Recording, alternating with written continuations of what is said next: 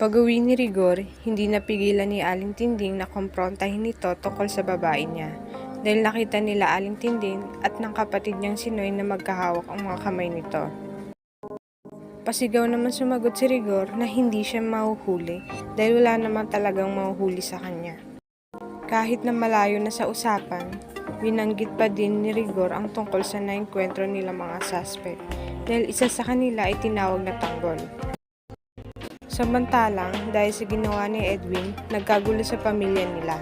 Galit na galit si Ramon nang malaman na ito ang dahilan kung ba't nasundan sila ng mga pulis.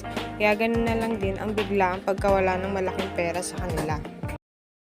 Pinalaya sila Marsing dahil rin sa pagkampi nito kay Edwin. Sinubukan nilang lumayas kasama si Mokang, pero bigo silang makuha ito dahil na rin sa napakaraming bantay ni Ramon. Kaya sa huli, wala silang choice kundi bumalik sa dati nilang tirahan. Ikinulong si Mokang sa kwarto habang umiiyak at iniisip na kung tama ba ang naging desisyon niya na piliin si Alberto o Ramon. Samantalang sila Tanggol at Bubbles, naabutan na ng gabi sa tinuluyan nilang resort. Dahil isa lang ang higaan, sinabi ni Bubbles na magtabi na sila dahil alam naman niyang walang gagawin sa kanya si Tanggol. Dahil nag-iisa nga lang ang higaan nila, maya-maya humiga na din si Tanggol sa gilid ng higaan.